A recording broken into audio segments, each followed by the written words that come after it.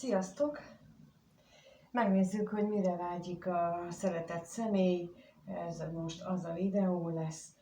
Előtte elmondanám azonban nektek, hogy azt tapasztaltam, hogy nem teljesen voltam egyértelmű a tekintetben, hogy lehet hozzám január, február, márciusban is jönni, csak arra az időszakra elővételben lehet megvenni mind a kurzusokra, mind az egyéni kirakásra a belépőt, vagy a díjat, a szolgáltatást, és ezért cserébe, mivel hogy elővételben, ezért cserébe én úgy gondoltam, hogy akkor ezt 40%-os kedvezménnyel úgymond jutalmazom, vagy ezzel kárpótolom azt, hogy már előre kell gondolni, és azok, akik hát már egy ideje gondolkodnak rajta, hogy jöjjenek-e vagy sem, azoknak lehetőséget biztosítok arra, hogy ilyen kedvező díjjal egy későbbi időpontban, tehát nem most a karácsonyi készülődés kellős közepén,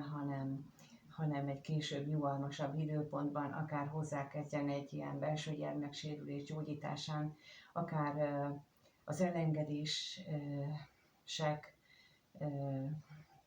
dolgozzon, az oldásokkal. Ugye van a bőségblokkok oldása, amelyik ez egy energetikai kezelés, ahol én az égi segítőimmel csináljuk a blokkoldást, azt, ami láthatatlanul gátol meg bennünket, akik ebben szenvedünk, vagy szenvedtünk, hogy se a pénzáramlás nem olyan, ahogyan szeretnénk, se az érzések, szóval a bőség az ugye mindenféle tekintetben értendő, a szeretet megélése az is például mitől van akadályoztatva, és akkor erről is szól ez a bőségblokkok oldása, aminek a leírását megtaláljátok, vagyis a linkjét megtaláljátok a leírásban.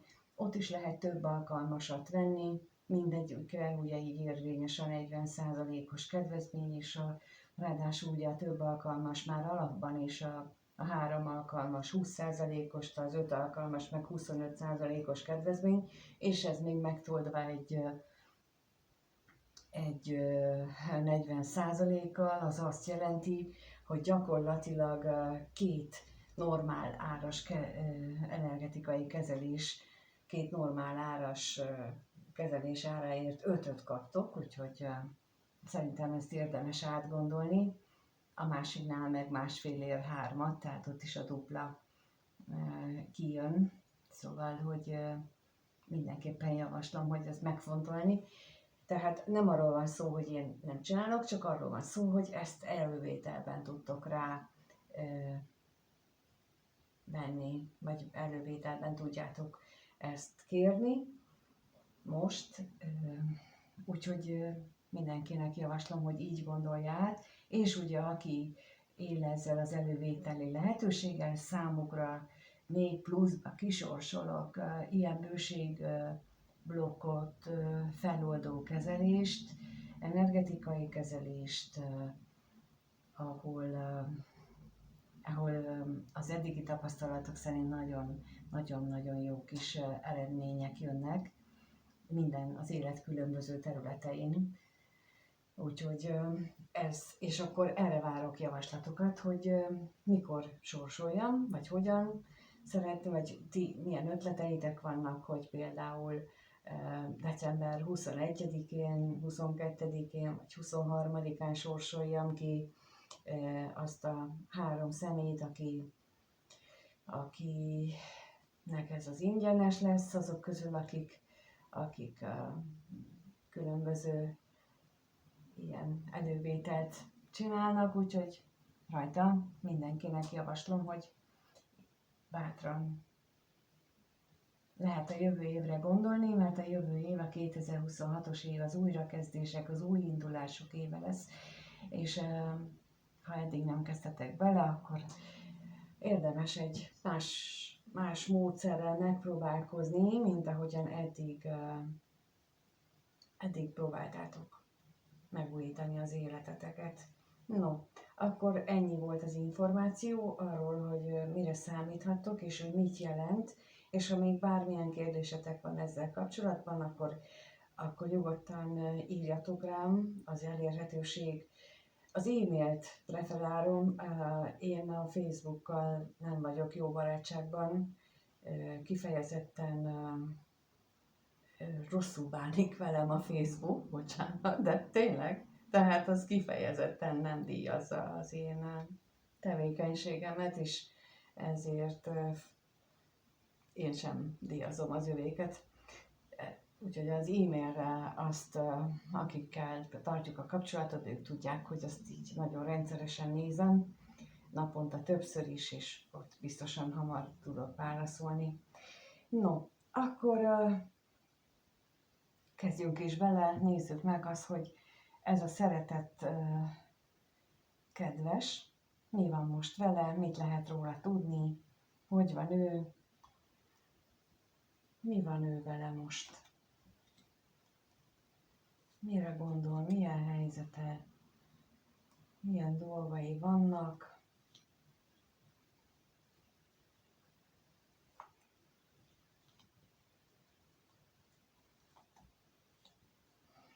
Láthatóan olyan, mint hogyha ő úgy élné meg, hogy azok a dolgok, amiket ő valaha régen megígért valakinek, vagy ő magában esetleg fogadalmakat tett. Például így a bőségblokk feloldásnál ilyen fogadalmakra is érvényes, jut eszembe, hiszen az előbb nem mondtam. Szóval amikor ilyen fogadalmakat tesz, akkor azt tette régen, az most nagyon-nagyon zavarja őt. Nagyon úgy éli meg, hogy ezek őt korlátozzák, megakadályozzák abban, hogy megélje az ő valódi vágyait, és akár ez már a múltban is megérthet, vagy felismerhette ezt, de most is ezt éli meg újra és újra, hogy ő neki azt a vágyát, hogy ő találkozzon valakivel, vagy egy új kapcsolatot létesítsen, ezek a régi berögződései, fogadalmai, ezek őt nagyon-nagyon korlátozzák. Na nézzük, mit jelent még itt a bosszúság.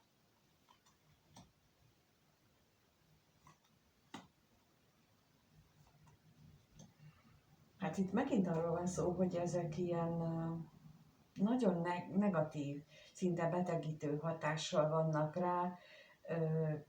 Még az is lehetséges, hogy nem állandóan érzékeli ezt a belső feszítést, ezt a belső ellentmondást magában, de időről időre ez újra megjelenik benne, és úgy látom, hogy ez azért már régmúltban is megvolt, csak legfeljebb akkor nem volt ennyire tudatában, hogy mitől van. Most viszont úgy látom, hogy ezt ő már konkrétan nevesítette is, hogy ez a feszítő érzés mitől van benne. Na nézzük itt az ellenséget, ez a korlátozó dolgok, mi korlátozza őt, mi az, ami úgy éli meg, hogy őt korlátozza.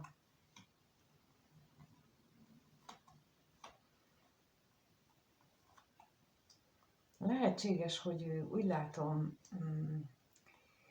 egy kicsit el van veszve ebbe, hogy szembenézzen a valódi nehézségeivel, hogy mi az, ami őt korlátozza. Itt olyan érzés nekem, mintha így egy sor dolgot így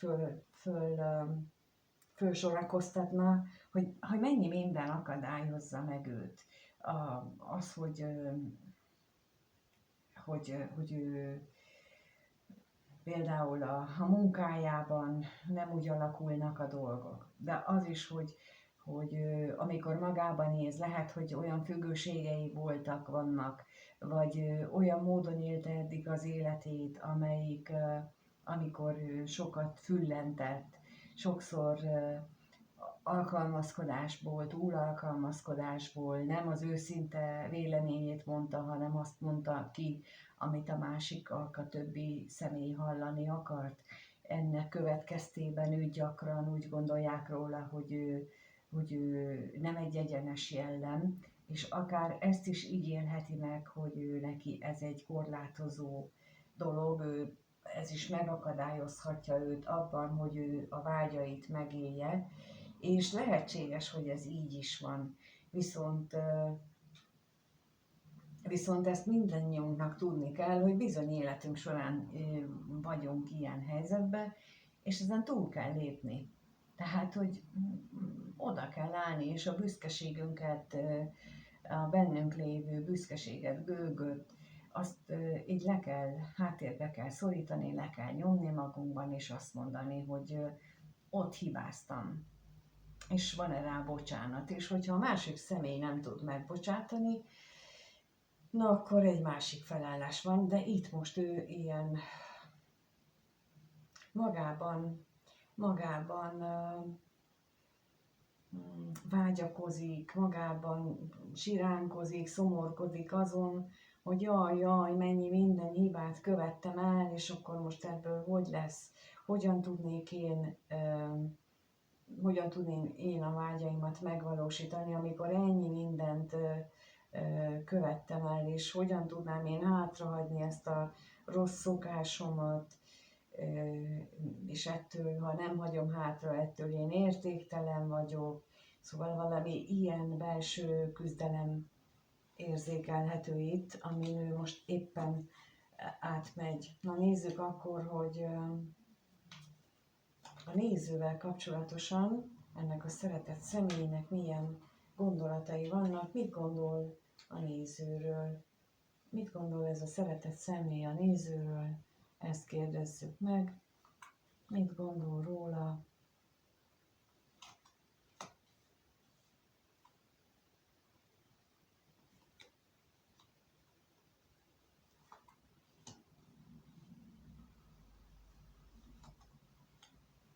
No, hát ez nagyon érdekes gondolat, mert azt mutatja, mintha úgy élni meg, hogy ez a kapcsolat, veled való kapcsolat, ez egy jégben köttetett kapcsolat, és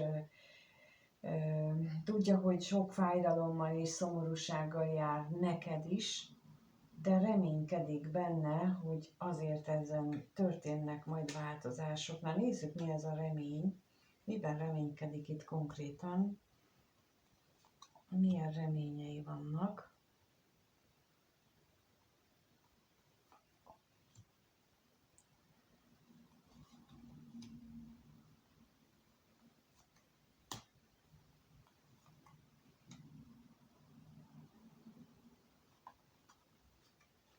Mint ahogy mondtam, azt reméli, hogy lesznek változások, de nagyon erősen reméli, hogy képes lesz, vagy hát igen, képes lesz hátrahagyni, megszüntetni, és talán még a külső energiák is segítik abban, hogy ő ezt a magányosságot, azt a fajta akadályoztatást, amit ő megélt, és az előbb ott láttunk, azokat ő mind-mind hátra tudja hagyni, és ebben a témában neki egy őrült nagy változás következik be az életében, akár úgy is, hogy ezt ilyen hivatalosan is, mert itt most valahogy érzem, ugye a bírót én nem úgy szoktam fordítani, vagy érzékelni, de itt most én érzem ezt is, hogy akár ilyen hivatalosan is kimondva, hogy itt most valami nagy változás fog közöttünk bekövetkezni. Na nézzük még a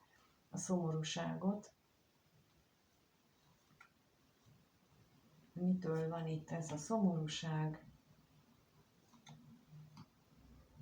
Hát láthatóan azért ő neki van olyan gondolata is van, akár veled kapcsolatosan, akár mással, hogy egyébként meg valamit nagyon nagy veszteségként él meg. Ha te vagy az özvegyasszony, akkor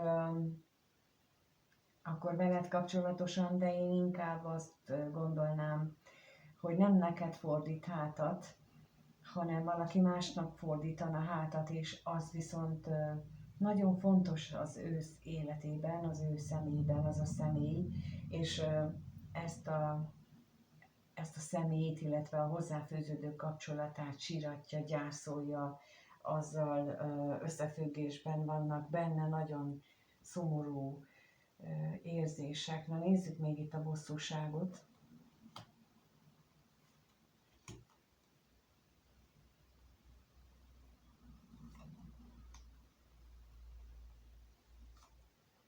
Hát azt látszik, hogy itt a veled való találkozással összefüggésben van benne ez a rengeteg kétség, egyszer így gondolja, másszor amúgy, mert amikor találkoztok, akkor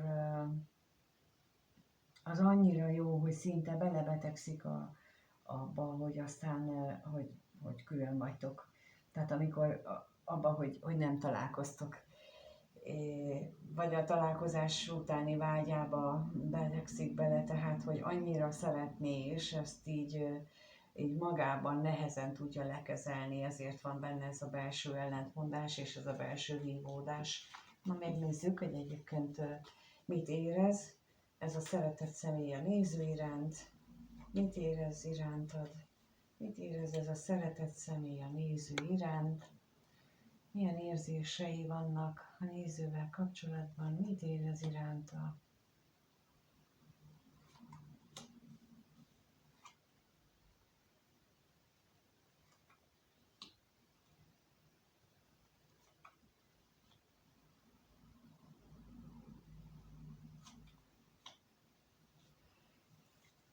No, hát vagy az van, hogy ő neki a munkája az nem ad elég jövedelmet ahhoz, hogy ő azt megadja számodra, amit ő szíve szerint megadná, és ez nagyon is problémát okoz az ő fejében, a gondolataiban, mert szeretne valami olyan új dolgot, valami olyan új életszakasz kezdeni veled, amihez ő nem tartja elégnek azt a jövedelmet, amit ő jelenleg tud produkálni, de azt sem tartja elégnek, hogy ahányszor ti találkoztak. Na nézzük, mit jelent itt a katonatiszt. Ezt az utóbbit. Tehát amikor azt nem tartja elégnek, ahányszor találkoztok, túlságosan messze vagy tőle, lehet, hogy fizikailag, lehet, hogy érzelmileg vagytok eltávolodva, de ezt ő most így nehéznek élni meg, a kevés pénzre kérek még.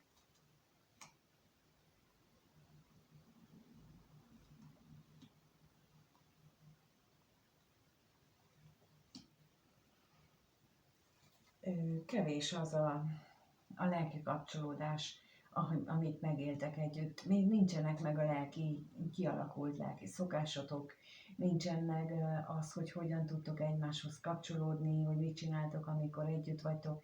Itt én inkább ezt érzékelem, hogy azt a fajta szokást, amit egyébként komfortzónának nevezünk a saját életünkben, de így egy párkapcsolatban is kellenek ilyen apró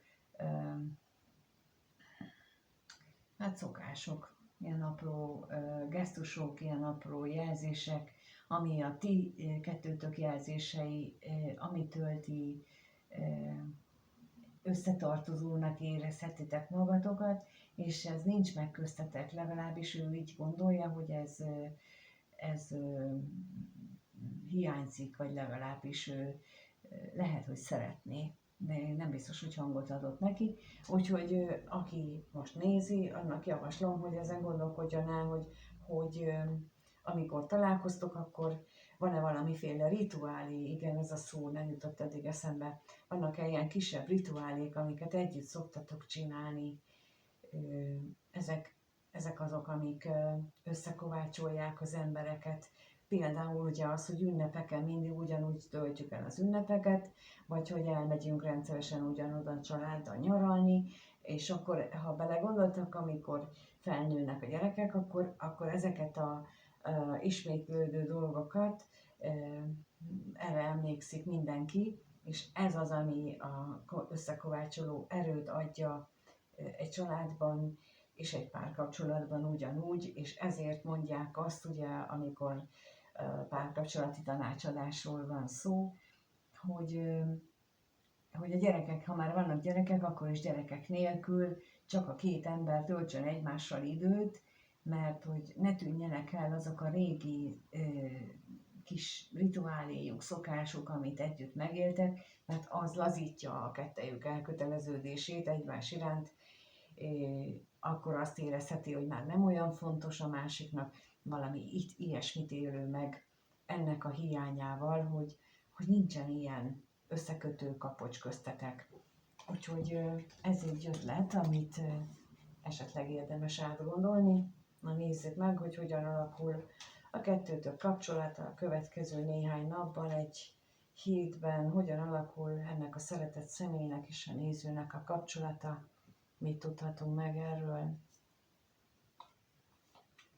hogyan alakul a kapcsolat, hogyan alakul itt a kapcsolat.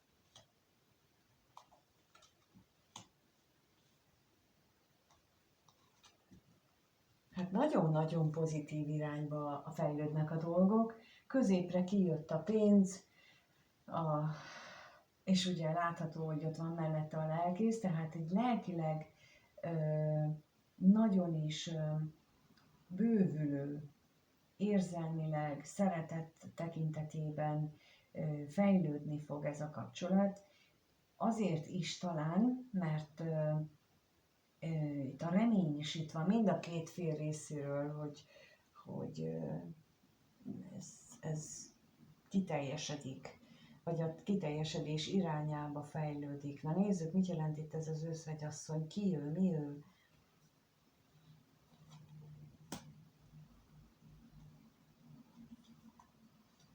Mit jelent itt ez az özvegyasszony?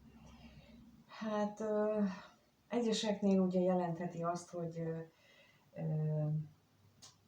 új kezdet indul köztetek, de lehet azt is jelentheti, hogy ahol mondjuk többes kapcsolódásról van szó, hogy ott a gyermekek részéről újra megerősödik a visszahúzó hatás, és az mondjuk nem pozitív irányba viszi el a kapcsolatot, de összességében én mégis úgy látom, hogy ez a kapcsolat legalábbis a háttérben energetikailag fejlődni fog. Na nézzük még itt a pénzt, mit tudhatunk meg a pénzről. Hoppá! Hát ezért érzem én ezt ilyen nagyon, bizony.